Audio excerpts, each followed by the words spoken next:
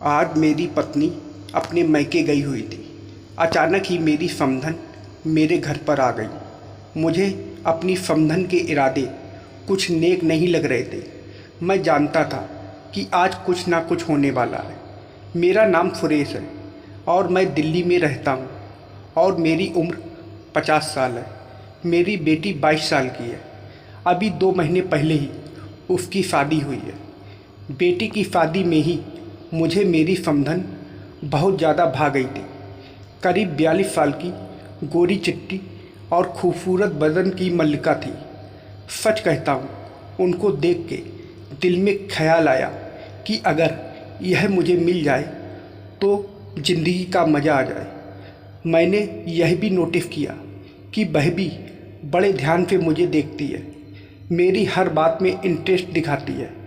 उसका नाम साधना है, एक हाई स्कूल में प्रिंसिपल है, पढ़ी लिखी है और ख़ुद को बहुत अच्छी तरह से संभाल कर रखा है उसने। खैर, मैं तो बेटी वाला था, सो अपने दिल को काबू में ही करके रखा। शादी ठीक ठाक हो गई, मगर उसके बाद जब भी हमारी मुलाकात होती, वह हर बार मेरे साथ कुछ ज़्यादा ही फ्री होने की कोशिश करती। शादी के बाद हम दोनों का काफ़ी मिलना जुलना होने लगा और जब भी मेरी समधन जी से मुलाकात होती, वह खुद को अलग ही अंदाज में पेश करती और इसी तरह हम दोनों फ़ोन पर भी बात कर लिया करते। वह जब भी फ़ोन पर बात करती तो मुझे अपने पति के बारे में बताती। वह कहती, जब से मेरे पति चले गए इस दुनिया को छोड़कर, तब से मेरी ज़िंदगी तो वीरान हो गई है। लेकिन उसे देखकर ऐसा बिल्कुल भी नहीं लगता था कि वह एक विधवा की ज़िंदगी जी रही है। वह तो एक मस्त मौला औरत थी और हमेशा ही मेरा ध्यान अपनी तरफ खींचने की कोशिश करती थी। ऐसा नहीं था कि मैं उसे पसंद नहीं करता था, बल्कि मैं तो खुद उसे जिस दिन से देखा था उसका दीवाना हो गया था। और ऐसे ही हम धीरे धीरे एक दूसरे के काफ़ी करीब आते चले गए। मन ही मन मैं उसे चाहने लगा था, मगर हमारा रिश्ता ही ऐसा था कि हम छुपकर भी ऐसा कुछ नहीं कर सकते थे, क्योंकि अगर इस बात की किसी को भनक भी लग जाती तो इसका सीधा असर मेरी बेटी के वैवाहिक जीवन पर पड़ता। पिछले महीने वह हमारे घर आई। वह अकेली ही आई थी। संयोग से उस दिन मेरी बीवी भी किसी काम से अपने मायके गई हुई थी, तो हम घर में बिल्कुल अकेले थे। उसके आने से मैं अचंभित तो हुआ था, पर खुश ज़्यादा हुआ था। मैंने उसे अंदर बिठाया। लाल साड़ी में वह बहुत जच रही थी। सोफे पर बैठी तो ऐसी बेतकल्लुफ़ से जैसे अधलेटी सी हो गई और ऐसे बैठने से उसकी साड़ी का आंचल नीचे गिर गया। अचानक यह देखकर तो मेरा दिल गार्डन गार्डन हो गया। मैं 2 गिलासों में शरबत लाया और एक गिलास उसे पकड़ाकर उसके सामने बैठ गया और हम इधर उधर की बातें करने लगे। मगर मेरा ध्यान बार बार उसी पर जा रहा था और वह भी अच्छी तरह जानती थी कि मेरा ध्यान कहाँ था। और वह जैसे इस बात का मज़ा ले रही थी कि मैं उसके हुस्न की मन ही मन प्रशंसा कर रहा हूँ। बातें करते करते वह बोली, क्या आपके घर आने वाले को सिर्फ शरबत ही मिलता है? मैंने कहा, आप हुक्म करें, क्या लेना पसंद करेंगी? घर में सब कुछ है। अच्छा, क्या घर में वोदका या कोई ड्रिंक है? उसने पूछा। मैंने कहा, बिल्कुल है। यह कहकर मैं उठा और बाहर से ड्रिंक की बोतल, 2 गिलास और खाने का सामान ले आया। पहला पैक तो उसने ऐसे पिया जैसे बहुत प्यासी हो। फिर 2-3 पैक पीकर बोली, आप इतनी दूर क्यों बैठे हैं? इधर आइए मेरे पास। मैं थोड़ा शक पकाया और बोला, जी मैं ठीक हूँ। मैं थोड़ा डरते हुए कहा, पर मैं ठीक नहीं हूँ। यह कहकर वह सीधी होकर बैठी, जैसे अपनी साइड में मुझे बिठाने की जगह बना रही हो। हिलने से उसका रुमाल नीचे गिर गया, जिसे उठाने के लिए वह आगे को झुकी, पर उसकी आंखें फिर मेरे चेहरे पर गड़ी थीं। जब वो झुकी तो उसकी नज़रें मुझ पर थीं। क्या देख रहे हो फुरेब साहब? उसने कहा तो मैंने अपनी आंखें दूसरी तरफ हटा ली और बोला, जी कुछ नहीं।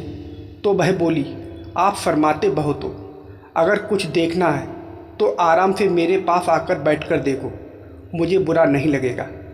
उसके इस बयान से मेरे तो अंदर उथल पुथल सी मच गई। मैं सोचने लगा कि आज यह क्या करने आई है। मेरी तरफ से कोई खास रिस्पॉन्स ना देखकर वह उठी और बिल्कुल मेरी बगल में आकर बैठ गई और बोली, क्या तुम थकते नहीं हो अपनी ओल्ड फैशन बीबी से? देखो फुरेब साहब, सच कहती हूँ, जिस दिन से आपको देखा है ना जाने क्यों मैं आप पर मरी पड़ी हूँ। मैं जानती हूँ कि आपकी पत्नी अपने मायके गई हुई है। मैंने कहा, आपको कैसे मालूम मेरी पत्नी के बारे में? तो मेरी समधन जी ने कहा, आपकी बेटी अपनी माँ से बात कर रही थी तो मैंने सुन लिया। फिर मैंने सोचा क्यों ना समधी जी के घर जाकर कुछ पिया जाए। दरअसल मैं ड्रिंक करने की बहुत ज़्यादा शौकीन हूँ। आज मौका है, मैं अपने दिल की करना चाहती हूँ। मैं जानती हूँ कि आप भी मुझे बेहद पसंद करते हैं। क्या आप मेरा साथ दोगे? मेरे तो जैसे हलक में जुबान ही नहीं हो। बड़ी मुश्किल से मैंने कहा, जी मैं ऐसा कैसे कर सकता हूँ, हम तो लड़की वाले हैं। तो वह तपाक से बोली, अरे ऐसी की तैसी लड़की वालों की यहाँ मैं क्या बात कर रही हूँ और आप क्या कह रहे हो? मुझे बड़ी हैरानी हुई उसके मुंह से गाली सुनकर। वो बोली, देखो अगर दिल है तो बोलो, नहीं तो रहने दो, मैं चली जाती हूँ। अब दिल तो मेरा भी कर रहा था। मैंने कहा, देखिए आप जाइए मत। अगर मुझे पहले से पता होता तो मैं पहले से ही तैयारी कर लेता, मगर मेरे लिए यह बड़ा अजीब है। अरे मुझे औरत होकर अजीब नहीं लग रहा और आप मर्द होकर फरमा रहे हो। सच बताओ, अगर मैं आपको खुली ऑफर दूं तो क्या आप करोगे? मान जाओगे या इनकार करोगे? देखो साधना जी, तुम जैसी हसीन औरत को कोई बेवकूफ़ ठुकराएगा, मगर मुझे अपनी बच्ची की चिंता है। नहीं तो मैं तो कब से तुम्हें दिल ही दिल में चाहता हूँ। मैंने कहा, तो क्यों ना आज दो चाहने वालों के मन की मुराद पूरी हो जाए।